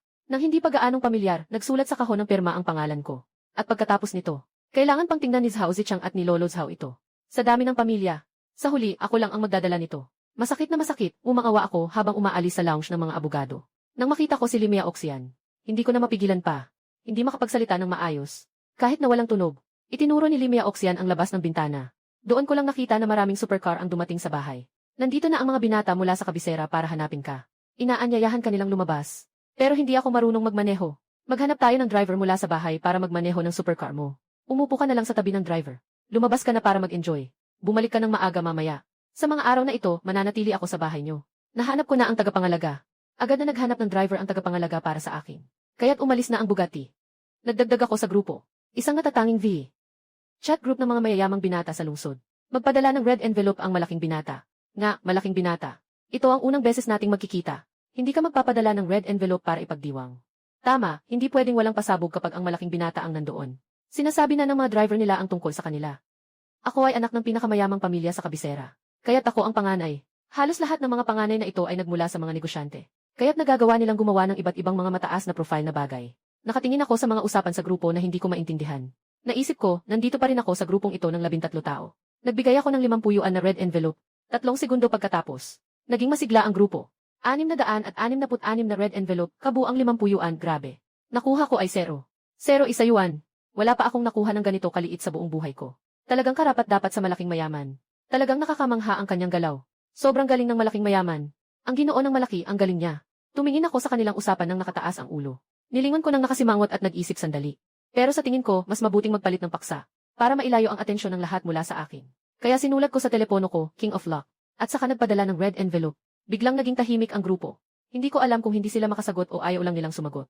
Kaya't kailangan kong magtanong ulit, sino ba ang ikalawang Ginoo? Lumabas at magpakilala. Habang nagmamaneho si Mao Gansyong, nakatutok siya sa chat. Nang makita niya ang 3 salitang ikalawang Ginoo, alam niyang hindi siya makakatakas sa kanyang malas. Kaya't bumagal ang takbo ng sasakyan. Walang pag-aalinlangan na naglagay ng 50,000 sa sobre. Nakatutok na ang mga mata ko sa screen. Nang makita kong lumabas ang red envelope, agad akong nag-click dito. 17,800 ay medyo marami na. Naging kinakabahan ako. Nang makita kong nakuha ni Wang Shi ang 170,000, Doon lang ako nakahinga ng maluwag. Akala ko ang saya pala ng mga agaw ng red envelope. Natapos na ang pagkuha ng red envelope na ito. Hindi na kailangang magbigay ng red envelope ang hari ng swerte, kundi isang tao na nagpakilala bilang si San Xiaoye, na walang pag-aalinlangan na nagbigay ng 50,000, hindi ko na kailangang magmaneho at madistract. Ngunit sa pagkakataong ito, mayroon tayong 126,000. Hindi nagtagal, tiningnan ko ang aking kita. Halos umabot na ito sa 700,000. Medyo hindi ka panipaniwala. Isang grupo ng mga kabataan na walang ginagawa araw-araw. Agad na nagpapadala ng milyong red envelope. Saan galing ang pera nila? Hindi ko na iniisip. Basta tiyak na mas mabilis ito kaysa sa pag-aalaga ng mga bricks. Nakakatawa kasi. Sa huli, nang dumating ang pagkakataon ng ika-7 Ginoo at ika-8 Ginoo, ang mga kabataan ay hindi na makapaghintay. Natatakot na maging pinakamababa sa kanilang grupo. Malaki rin ang halaga ng red envelope. Natatakot na makita ng iba. Ngumiti ako. Talagang parang binata. Marahil, hindi pa siya sanay sa kanyang sariling posisyon. Talagang medyo hindi ko maintindihan ang ganitong pagyayabang. Ang pagpapanggap ay paraan ng pakikisalamuha sa mga kaibigan. Ngunit, hindi ito hadlang para makasali ako sa grupong ito. Kaya nag-type ako sa chat box. Kung walang pera, pwedeng mag-post ng kaunti. Nandito lang tayo para mag-enjoy. Huwag masyadong bigyang halaga ang pera. Isang pahayag na parang napakamakatarungan. Para lang nagdadagdag ng gasolina sa apoy. Yung mga batang nagbubukas pa lang ng red envelope. Hindi pa nga tapos yung isang red envelope, nagbubukas na agad ng bago. Diretso na agad sa pagbibigay ng red envelope. Nakangiti na halos hanggang tainga ang mukha ko. Lumampas na sa 1,000,000 ang halaga ng red envelope. Yung pakiramdam na nakakamit ng walang hirap. Napaka-refreshing talaga. Akala ko talaga, hindi ako bagay sa grupo ng mga kabataan na ito. Ngunit sa totoo lang, kaya ko palang makisama sa kanila. Ngunit mabilis kong pinawalang bisa ang ideyang ito. Dahil malapit na kami sa destinasyon. Sabi nila ay maglalaro kami ng frisbee. At sa aking pagkaalam, hindi ba't laro ng frisbee kasama ang aso? Hindi ba't yun ay yung aso na may dalang frisbee, tumatakbo pabalik-balik? Abala sa paghuli ng frisbee. Walang kasiyahan dito. Sa kawalang pag-asa, nagpa siya na lang akong maglakad-lakad. Pero nakikita ko na maraming tao sa plaza ng frisbee. Pero ni isang aso hindi ko makita. Kapag nagsitigil ang isang grupo ng mga supercar, malaki ang epekto sa mga taong nakakasalubong. Sa ganitong kalaking parada sa kabisera, karaniwan hindi kayang harapin ng ordinaryo. Nakita ko ang isang grupo ng mga dalaga na sumulpot mula sa plaza. Lumapit ako at masusing tingnan. Lahat sila ay may iisang estilo ng pagputol gamit ang isang doktor. At saka, ang kanilang kagandahan ay nakalilito na sa kanilang dating hitsura. Nagsimula silang lumapit sa direksyon ng supercar. Halos naharang na ang pinto ng supercar. Yung isang binata ay nakikipag-ugnayan sa mga dalaga sa kabila ng pinto ng sasakyan. Tila ako'y namamangha. Hindi ako nag-aalala kahit naharang ang pinto ng sasakyan. Walang pakialam kung hindi makababa ang aking super. Dahan-dahan kong binuksan ang pinto ng passenger seat. Tahimik akong lumabas sa labas ng bilog ng mga dalaga. Nakatingin ang mga mata nila sa taong nagmamaneho ng supercar. Parang sa oras na ito, sarili nilang driver ay pinapansin ang grupo ng mga dalagita na nasa 15 hanggang 20 taong gulang. Nagsasalita sila na parang nagiging mapula ang mukha ng driver. Tumingin ako mula sa bakod ng plaza ng ilang sandali. Pumunta ako sa pintuan. Nahadlangan ako. Ginoo. Anong laban ka? Itinuro ko ang ilang tao kasama si Mao Gansyong. Kasama ko sila. Mabait ang porter. Ang suot ko ay mga high-end na damit na may tuturing na luho. Napakamagalang ang kanyang asal. Bumukas siya ng bibig ng mahinahon, Ginoo. Ang laro ng mga Ginoong Mao ay ang pinakamataas na antas sa ating lugar. Kailangan ng kapital para makilaho. Nagmumukha akong naguguluhan. Hindi ko masyadong maintindihan. Anong klaseng aso ang ganito kamahal? Dahan-dahan akong tumayo sa gilid at naghintay. Tumingin sa grupo ng mga kabataan kung ano ang sasabihin. Sa totoo lang, natatakot talaga ako. Nag-aalala sa sarili niyang 2.4 bilyong balanse. Ilabas ito sa harap. Maaaring isipin na siya ay nagpapanggap. Talagang ayaw niyang makialam. Ngunit umabot na ang mga bagay dito. Labis na akong interesado sa sport na frisbee. Hanggang sa magising sina Mao Gansyong at ilang kabataan. Mula sa malambot na amoy ng mga dalaga. Naalala ko na today pala kailangan kong samahan si Dato. Agad na itinulak ni Xiao Mao ang kapatid na babae na nakaharang sa kanyang paningin. Para hanapin ang aking presensya. Nalaman ko na nakatayo ako sa labas ng pintuan ng plaza. Parang pinigil ng isang walang utang na loob na gatekeeper. Paano niya ito tinulak? Siya ang pinakamalaking anak sa Beijing. Mao Gansyong, malayo pa lang ay tinawag niya ang gatekeeper. Hindi mo man kilala ang kuya ko. Pero hindi mo rin ba ako kilala? Kahapon nandito ako. Bakit, hindi ba mahalaga ang mukha ko? Nakita kong naglalakad si Mao Gansyong na mayabang. Gusto kong ipaalam sa batang ito na nagkamali siya. Sayang, huli na ako. Nilalait ang kuya ko. Ano pang silbi ng mukha kong ito para sa kanya? Si Mao Gansyong ay nagbigay sa sarili ng ilang malalaking sampal. Nagtaka ang gwardiya sa pintuan. Nanginig ako sa takot. Agad akong lumapit at hinawakan ang kamay ni Mao Gansyong na nagbabatok sa sarili. Hindi ba't hindi mo kailangang magpakatatag ng ganyan para makabunding ako? Kailangan bang ganito? Nabigla ang gwardiya sa pintuan. Saan siya nakatagpo ng ganitong sitwasyon? Ang mga kabataan na may talino ay agad na tumayo. Magpakilala kayo. Ito ang pinakamalaking kabataan sa aming lungsod. Naiulat ito sa pahayagang Jingsheng kahapon. Ang naibalik na tagapagmana ay itong taong ito. Kaya't dapat niyong makilala siya sa susunod. Pinipigilan ko ang aking mukha. Tahimik na lumingon. Ano itong hindi pangkaraniwang pagpapakilala? Nang marinig ko ang salitang Ginoo, nagsimula akong manginig. Pagkatapos niyang matapos sa pagpapakilala, lumingon pa rin ako, at nagpakita ng ngiti. At pagkatapos ay nagmadaling itago iyon. Pumasok na tayo ng maaga. Talagang maganda ang paligid sa loob. Ngunit hindi tumigil ang mga tao sa paglalakad. Parang ang destinasyon ay nasa pinakaloob. Matapos ang salamin na sahig, ang pinakamalalim na bakuran ay bumungad. Maluwang na damuhan at simpleng mga mesa at upuan. Talagang kaakit-akit. Sila ang mga dalagang naglalabas ng maliliit na tunog. Hindi lang ako sa pagkakataong ito. Lahat ng mga kabataan ay naharang sa daan. Kailangan ng tindahan 5. Nahigit sa 1 milyon para makapasok. Tumango sila mauganyong sa akin. Dito ay ang pinakamataas na antas na. Ang mga babae sa loob ay napaka-espesyal. Napakahusay sa pag-alaga sa tao. Binigyan niya ako ng isang sulyap. Nagmumukha akong naguguluhan. Bakit parang nasa isang bahay aliwan ako? Ngunit parang may itsura rin ako na kinuha ang cellphone. At ipinakita ito sa manager. Ang lalaking manager ay may suot na itim na salamin. Na maingat na tinitingnan ang mga numero. Ngunit habang binibilang, napansin niya na iba na ito. Parang sobrang taas ng balance ko. 4 bilyon, hindi tama. Ito ay 24 bilyon. Agad na tumingin ang manager. At sakto namang tumama ang tingin sa aking malalim na mga mata. Nakangiti, tumango ng seryoso. Ipinahayag na hindi siya mag-aingay. At habang umiikot at umaalis, tahimik pa niyang sinabi sa akin na hindi na kailangang magbayad kapag bumalik dito. Tumango ako. Gusto ko ang ganitong uri ng frisbee na walang bayad. Opisyal nang nagsimula ang laro. Pumasok ako kasama ang isang grupo ng mga kabataan. Nang nagsimula na ang guro na babae na ipaliwanag ang mga patakaran, nalaman ko lang na hindi ito ang uri ng tao at hayop na frisbee na iniisip ko. Ito ay laro ng frisbee ng tao sa tao.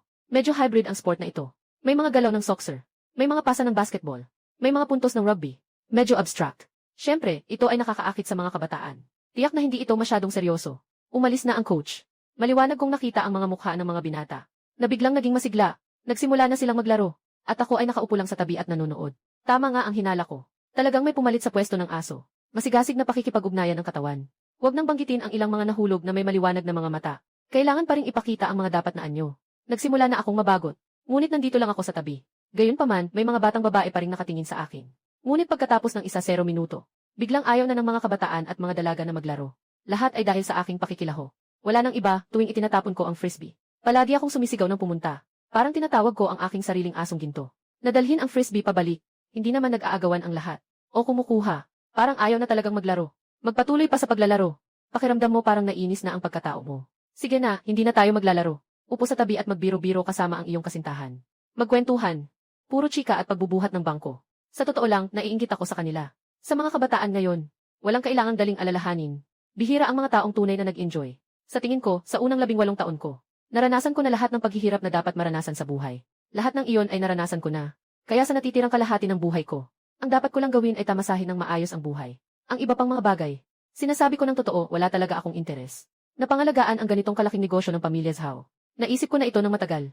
Halimbawa, isang anak ng napakayamang pamilya. Bakit hindi umaabot ang yaman sa 3 henerasyon?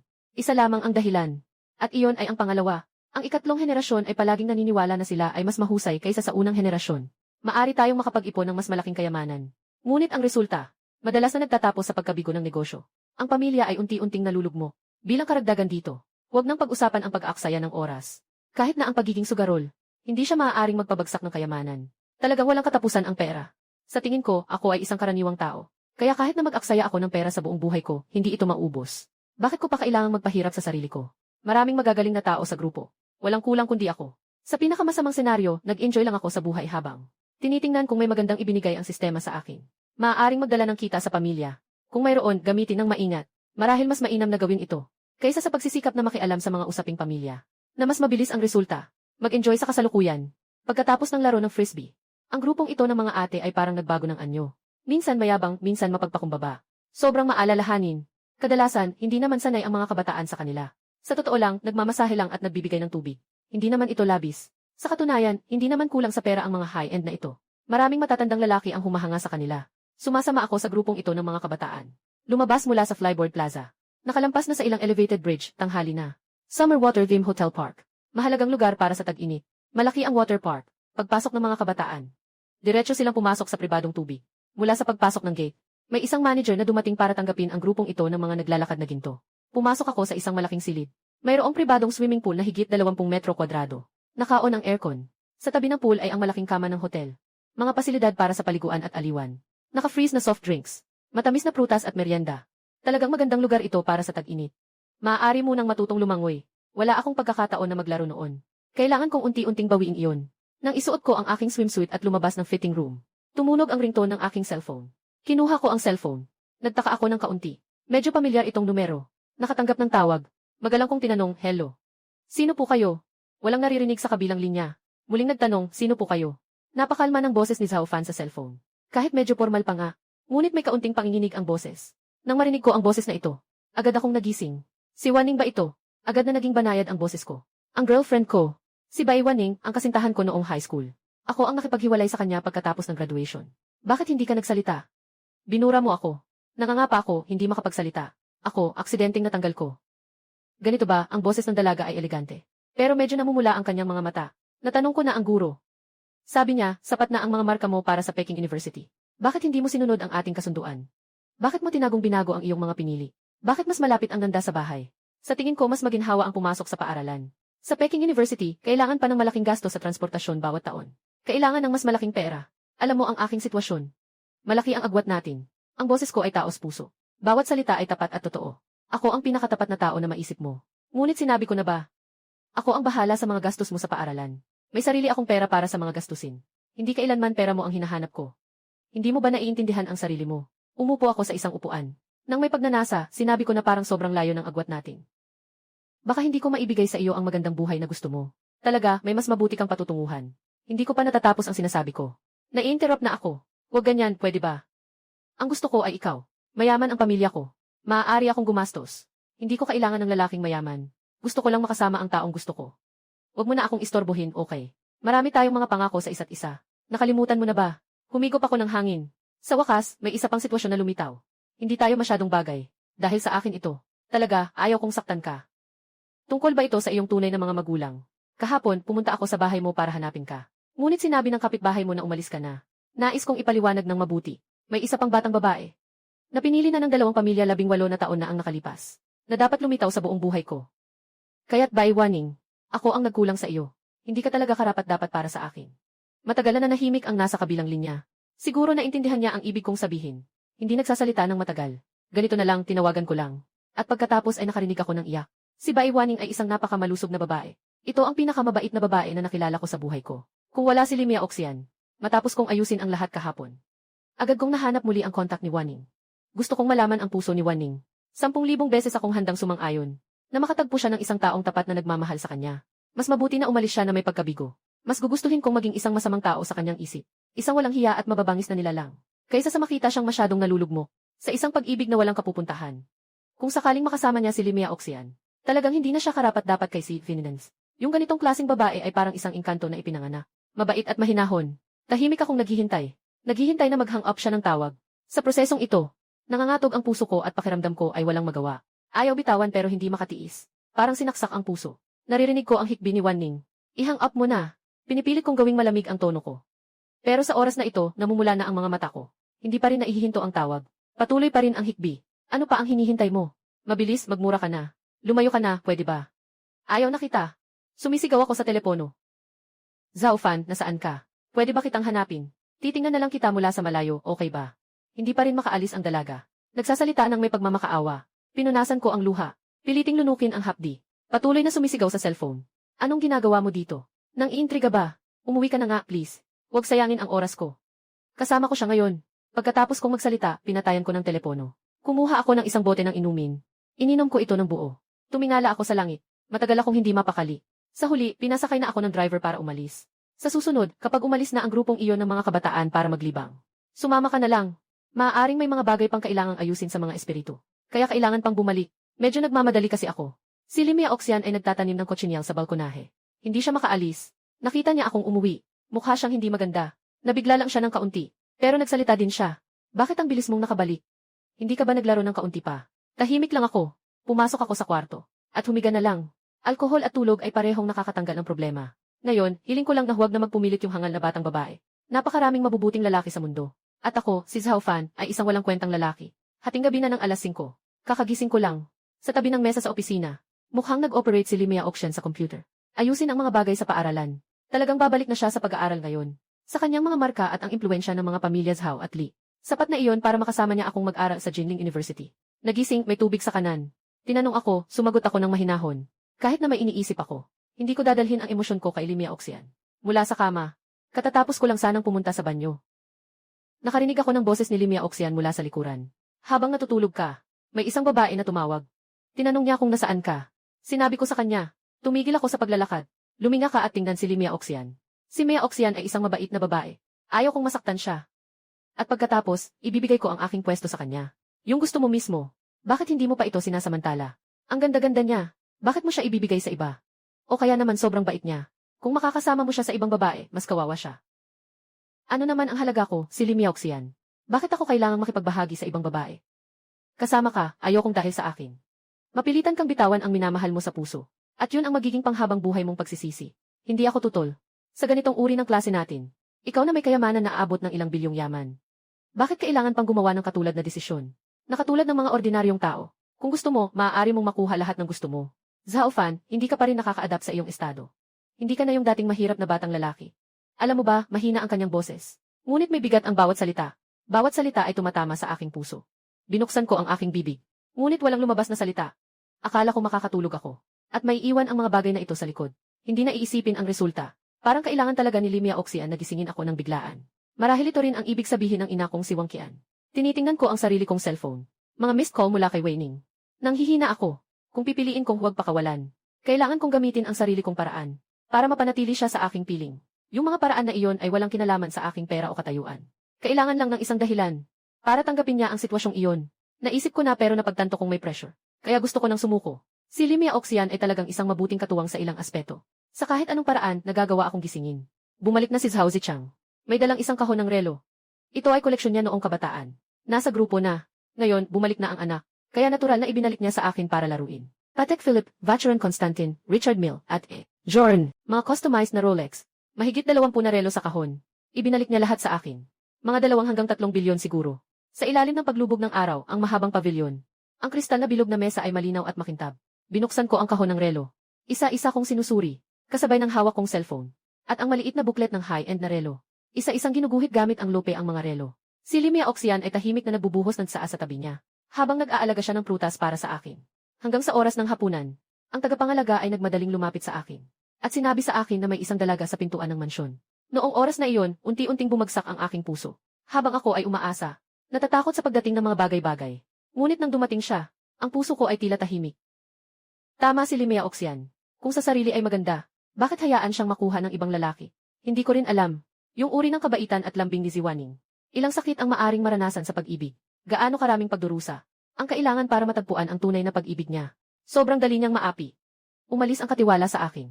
Maingat na inilagay ang bawat relo sa kahon ng relo. Ininom ang tubig mula sa baso. Malalim na huminga. Dahil dito, tumingin ako kay Limia Oxian. Walang masama sa pagpunta, hindi ito nakakahiya. Dapat maging mabuti ka sa kanya. Maluwang ang bahay. Kung hindi siya nagmamalasakit, pwede kang manatili sa gabi. Hindi man lang siya tumingin. Ibinigay lang niya ang 2 hiniwang mansanas.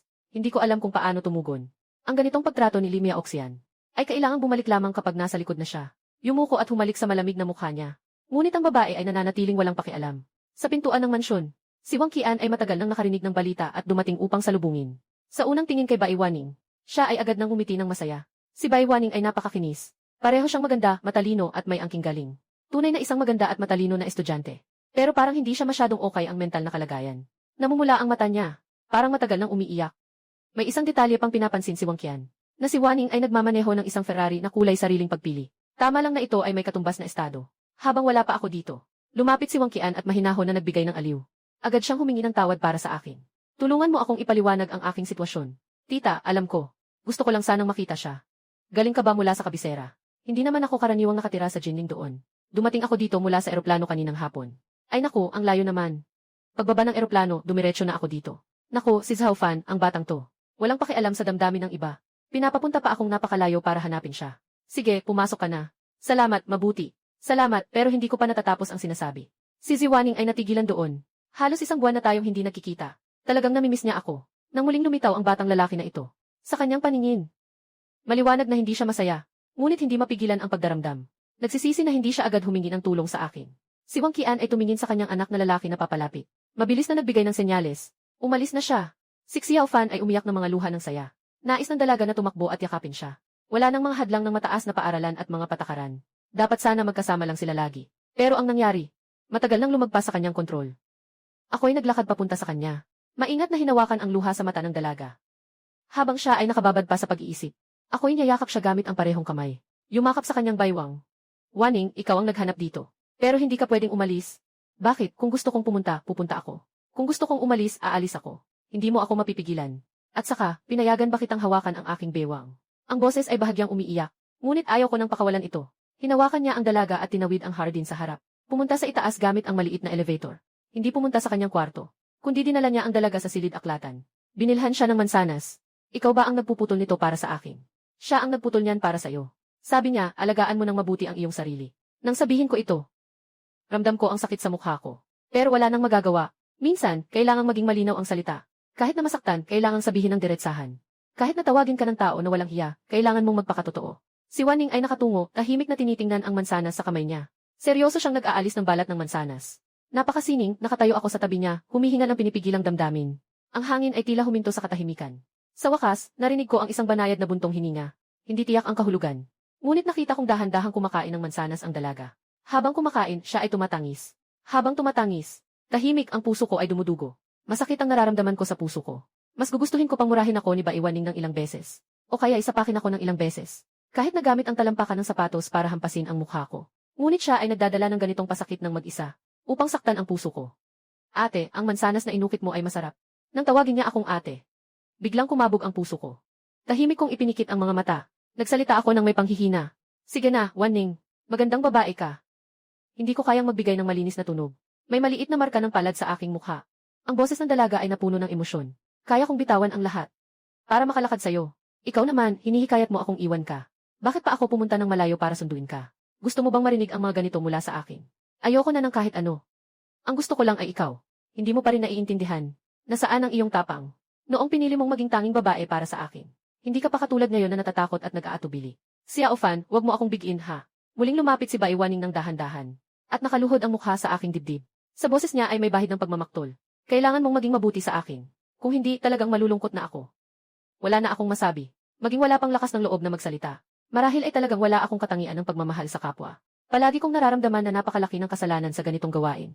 Ayaw kong mangako. Alam ko lang na malamang hindi na kita muling sisisihin. Huwag kang masaktan. Tumango si Wanning. Ano na tayo ngayon? Tinanong pa rin niya. Gusto niyang marinig ang opinyon ko. Kailangan niyang sukatin ang kanyang lugar sa puso niya. Matapos ang ilang saglit ng pag-aalinlangan, sinabi ko, ikaw ang girlfriend ko. Sa loob ng ilang taon, hahanapan ko ng pagkakataon na mag-propose sa pamilya mo. Biglang hinawakan ni Wanning ang kamay ko. Ilagay mo sa kanyang bewang. Ikaina sa ganitong edad na rin. Huwag mong isipin na dahil tahimik at elegante ako, ay hindi ako darating dito para maghanap ng pisikal na kasiyahan. Mabuti akong magiging kasintahan. Ang kamay ko ay tahimik na nakapatong sa kanyang bewang. Sa sandaling ito, saan pa ako magkakaroon ng pagnanasa? Kahit na, kailangang maniwala pa rin sa pag-ibig.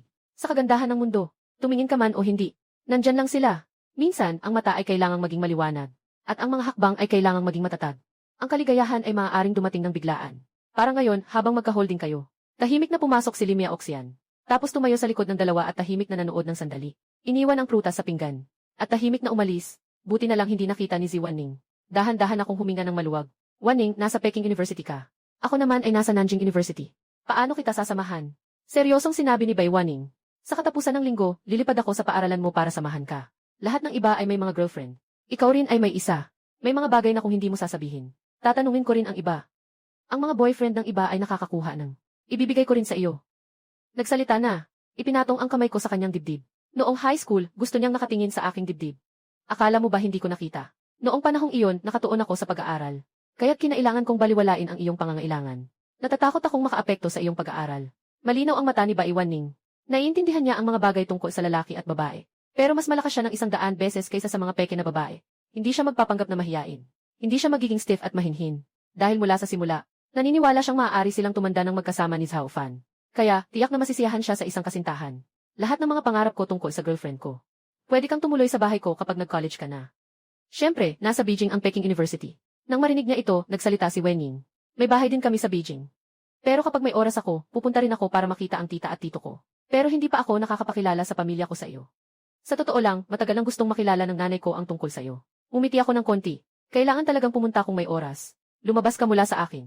Tumingala si Baiwaning at nagtatanong. Nasaan ang ate ko? Bakit hindi ko makita ang ate ko? Gusto ko sanang makipag-usap sa kanya. Biglang kumabog ang puso ko. Ayaw kong magsalita ng nakakainis. Balang araw ay magkikita rin tayo. Mas mabuti pang magkausap na tayo ngayon.